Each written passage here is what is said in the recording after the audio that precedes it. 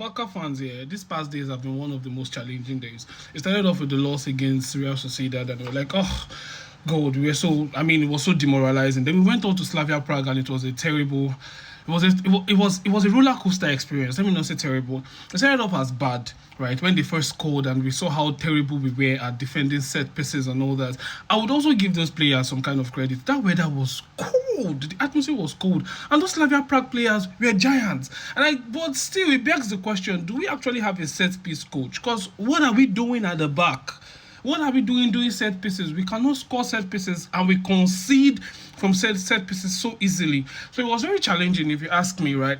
But Fermin stood up, and amazing performance by Fermin. Amazing performance by Fermin. You know, taking all those chances, shooting at goal, and all of that. It was really amazing. Lewandowski's offside that De Jong scored from. I wonder how that was an offside. But anyways, that's not even why we are here. It's just it was a very challenging performance, if you ask me. We won by 2 goals. It would have been nice to have more goals, because looking at the league standing at this time, we have over 8 teams with 13 points. Was it 8 or 6? I can't even recall. We have about 8 teams. I think 6 to 8 teams or thereabouts with 13 points, and goal difference would be a major differentiator in the next match, which is the final round, right? But all attention now will be turned towards Oviedo. But before we do that, I hope during the Slavia Prague game, we Coolers can see the importance of Lamine Yamal to that team.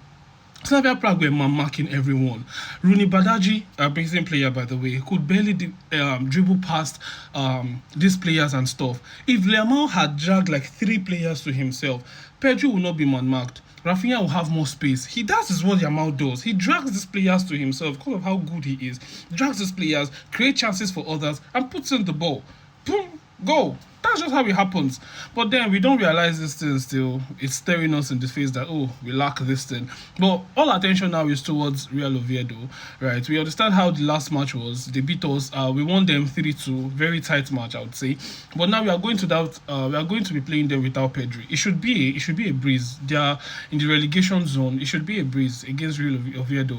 We should have the likes of Bernal getting very good minutes. Casado, I hope he steps up this time. I still want to see Eric at defense. I'm sorry, I still want to see Eric at defense. So I'd rather have a De Jong, Bernal, Fermin midfield this time around versus Oviedo. Let's just see what happens. Visca Barca, man. Visca Barca.